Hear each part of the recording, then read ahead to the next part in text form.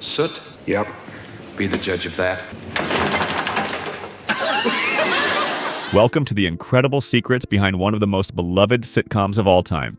MASH transported millions of viewers to the 4077th Mobile Army Surgical Hospital during the Korean War, blending humor with emotional moments. The show chronicled the lives of eccentric yet talented military doctors and nurses who used their wit and compassion to cope with the horrors of war. Even if you're a devoted fan of the show, there might be things you don't know about it. Let's explore 20 weird facts about MASH that'll blow your mind right now. Stay until the end for a surprising bonus fact. It would be crazy if I revealed that the war MASH depicted was even longer than the actual war it was based on. The show aired for 11 seasons with a total of 251 episodes, from 1972 to 1983. This is nearly 4 times longer than the actual Korean War, which lasted only 3 years, from June 1950 to July 1953. Specifically 3 years, 1 month, and 2 days. The creators even referenced this irony in later episodes. As the series progressed, the writers had to become increasingly creative with plotlines because they had exhausted most of the real-life events of the Korean War by the 4th season. The show's longevity also meant that the actors aged considerably while playing characters supposedly experiencing the same 3-year war, which became a familiar joke among fans. However, this extended timeline also allowed for deeper character development and exploration of complex themes of war, friendship, and human nature, proving that audiences cared more about the characters and their relationships than historical accuracy.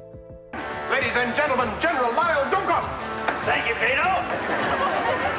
The character Radar O'Reilly served as a unique link between the film and television versions of MASH. Gary Berghoff was the only actor from Robert Altman's 1970 MASH film to reprise his role in the television series. He had to re-audition and convince the TV producers that his film performance could translate to the small screen and a longer format. Berghoff's retention of the role provided continuity between the film and TV versions, helping to legitimize the television adaptation, and the actor brought his expertise from the film production. Berghoff's familiarity with the character allowed him to suggest storylines and character developments that enriched Radar's role throughout the series, making Radar one of the most beloved characters on television.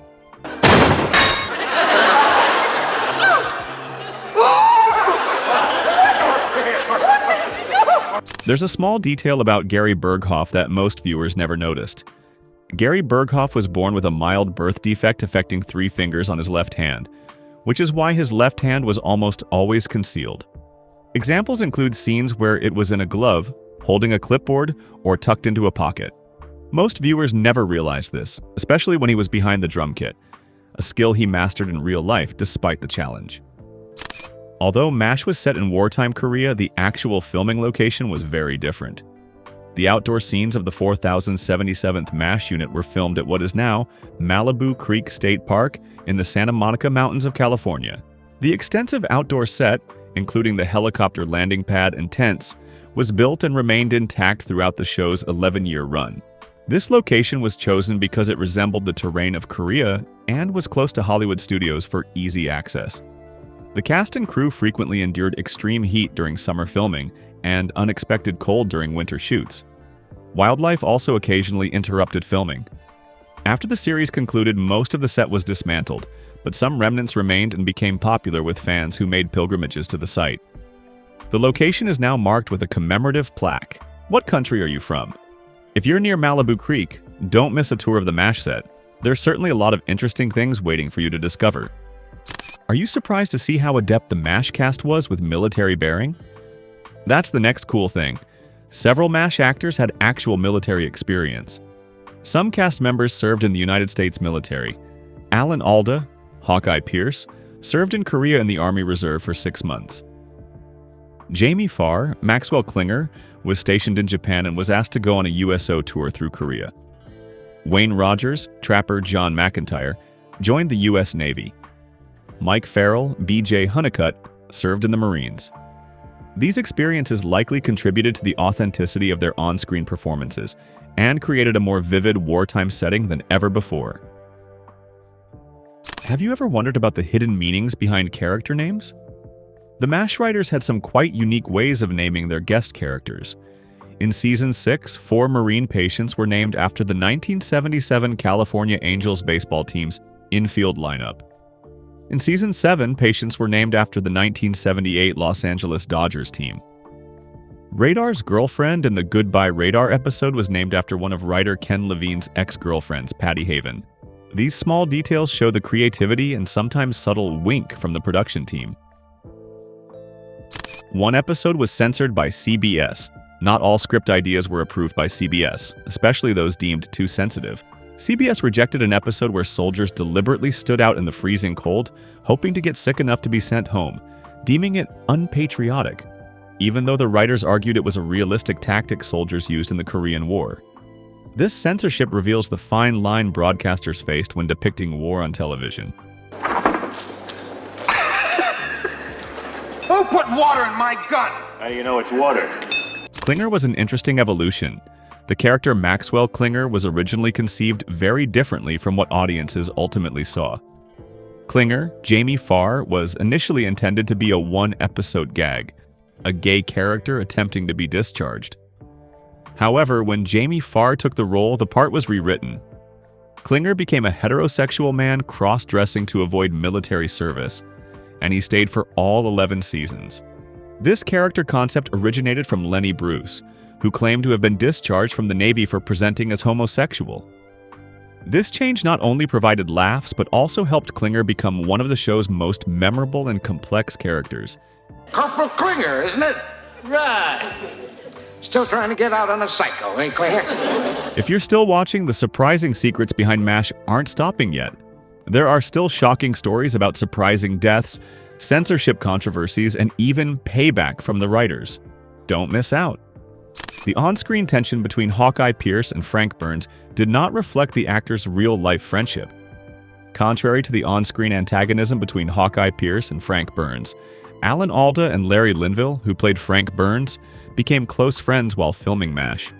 Alda even delivered the eulogy at Linville's funeral, and at Linville's request, ended it with the line, "Now the worms are eating Frank Burns." This relationship is a touching example of how friendships can blossom even in high-pressure work environments. You two were reprimanded by Major Burns for setting fire to the latrine. We were having a weenie roast. The bold decision regarding controversial laughter changed television forever. MASH pioneered the removal of laugh tracks in operating room scenes. This decision was controversial at CBS, as laugh tracks were considered essential for the success of sitcoms in the 1970s. The show's creators, Larry Gelbart and Gene Reynolds, argued that adding artificial laughter to life-or-death surgical scenes would be inappropriate and disrespectful. Initially, network executives objected, but later compromised, creating one of television's first successful dramedies. Critics lauded this innovation as sophisticated television, and it influenced other shows. Throughout its run, the laugh track became progressively softer and less frequently used. Notably, the BBC in the United Kingdom completely omitted laugh tracks in its broadcasts. So, what happened after MASH? The success of MASH spurred the creation of several spin-off series. 3 spin-offs emerged from MASH. Trapper John, MD, which aired from 1979 to 1986, followed Trapper John McIntyre as Chief of Surgery in San Francisco, though Wayne Rogers did not star in this show. Next was After MASH, featuring Colonel Potter, Father Mulcahy, and Klinger, all working at a veterans hospital in Missouri immediately following the events of MASH. This show was canceled after its second season because it couldn't compete with the A-Team. Finally, there was Walter, at a pilot episode focusing on Walter Radar O'Reilly after his return from the war, showing his failures in farming and marriage before becoming a police officer in St. Louis. This pilot was picked up but only aired once on July 17, 1984, in the Eastern and Central time zones only. None of the spin-offs achieved the same success as the original show. The main star of MASH, Alan Alda, not only brilliantly portrayed Hawkeye Pierce but also played a crucial role behind the scenes. Alan Alda not only starred but also became one of the show's most prolific directors, helming 31 or 32 episodes throughout the series, starting in its 3rd season and including the finale. His dual role as actor-director was unusual for television at the time. He won Emmy Awards for both acting and directing, making him one of the few artists to be recognized in multiple categories for the same series. His directing style emphasized character development and emotional authenticity. I love tall men. Me too. I've always been crazy about Abe Lincoln. Hawkeye. You'll be shocked to learn about the value of this prop. One of MASH's most iconic props had an incredible journey after the show ended. Radar's iconic teddy bear was lost for 30 years after the show concluded. It surfaced at an auction in 2005 and was purchased by a medical student for $11,500, who later reunited it with Gary Berghoff. This teddy bear was not just a prop, but a cherished piece of fan memory. The MASH cast tried to leave a legacy by burying a time capsule, but its fate was unexpected. In the show's penultimate episode, As Time Goes By, the characters buried a time capsule. The cast decided to do the same in real life, concealing a box of MASH props at the set. However, 20th Century Fox, unaware of this, later sold the land. A construction worker unearthed the box and offered to return it, but Alda told him to keep it, noting that the worker seemed unimpressed. The famous instrumental theme song of MASH actually has shocking lyrics that few people know. The instrumental theme song used for the television series, Suicide is Painless, actually has lyrics deemed too dark for television broadcast. The song was written for Robert Altman's 1970 MASH film, with lyrics by Mike Altman, the director's then 14-year-old son, and explicitly referenced suicide. CBS decided to use only the instrumental version for the television series. This decision proved wise, as the haunting melody became one of television's most recognizable theme songs, without the controversial lyrical content. Mike Altman reportedly earned more money from writing these lyrics than his father earned from directing the entire film. There's a humorous and somewhat bitter story about how MASH writers dealt with cast complaints. To put an end to continuous notes and complaints from the actors about the scripts, the writers, including Ken Levine, twice altered the script, forcing the actors to film in scorching heat, approximately 32 to 38 degrees Celsius, at the Malibu set while wearing winter coats. This made the actors get the hint and stop complaining. Gary Berghoff's departure from MASH was a memorable moment, but also full of behind-the-scenes drama. Gary Berghoff's departure after 7 seasons was driven by a personal desire to spend more time with his family and pursue other interests outside of television, such as wildlife and nature photography. His decision was entirely personal and amicable, unlike some other cast exits that involved conflict. Because Radar O'Reilly was such a popular character, the show's writers created a special 2-part episode to handle his exit gracefully, titled Goodbye Radar, which was one of the series' most emotional and memorable episodes. I'm ready. Let's go. However, filming Radar's final episode became a headache because Gary Berghoff suddenly refused to wear his distinctive hat.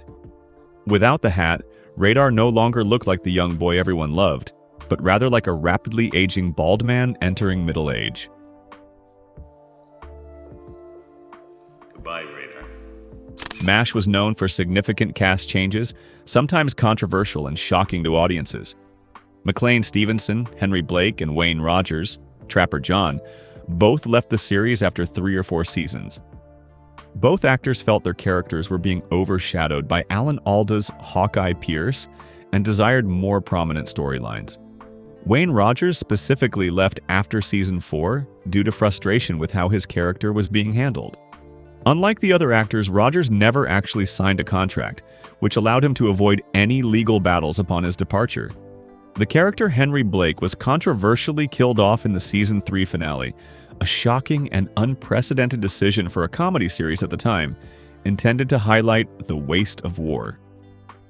Alan Alda was the only actor who knew about Henry's death beforehand, as the script was distributed missing the final page until the end of season party. Over 1,000 fans wrote letters expressing their feelings, and CBS even cut this final scene from early reruns. Wayne Rogers' departure was handled differently, with Trapper John simply rotating home without a dramatic farewell episode. These departures created challenges, but also introduced new dynamics, helping to solidify the show. Mike Farrell replaced Trapper John, and Harry Morgan became the new commanding officer, replacing Henry Blake. Dr. H. Richard Hornberger, the real-life inspiration for Hawkeye Pierce and author of the original MASH novel, harbored deep contempt for the show. He felt the television series' explicit anti-war stance trampled on his memories and criticized its message, stating, "I didn't intend to send any messages in the book. I wasn't trying to be anti-war nonsense." Despite this, the divergence in message did not prevent MASH from becoming a cultural phenomenon. MASH was not just a hit show, but also a monument to quality recognized by industry professionals. MASH received a total of 14 Emmy Awards throughout its 11-season run, and was nominated for 109 Emmys overall, making it one of the most honored series in television history.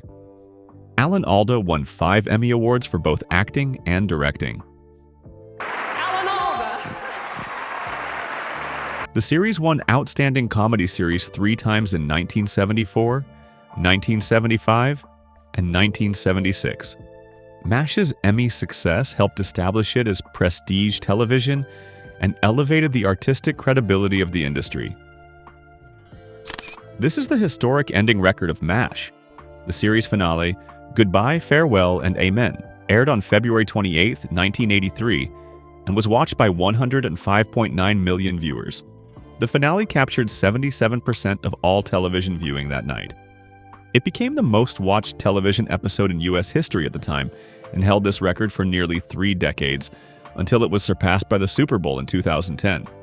The 2.5-hour finale was treated as a national event, demonstrating television's power to unite the country. CBS charged premium advertising rates for the finale, with a 30-second commercial spot costing $450,000, a staggering increase from $30,000 in 1972. Goodbye, Farewell, and Amen was not just an ending for a TV show, but a defining moment in television history, demonstrating MASH's immense impact on popular culture. From its broadcast longevity, surpassing the war itself, to untold behind-the-scenes stories and breaking viewership records, MASH is truly a work full of surprises. Despite enduring many challenges and controversies, the show left a deep mark on television history, shaping the dramedy genre and creating legendary characters. We hope you've discovered the bizarre and completely unexpected things about MASH through this video.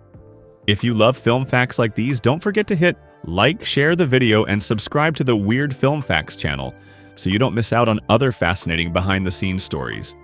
See you in the next video.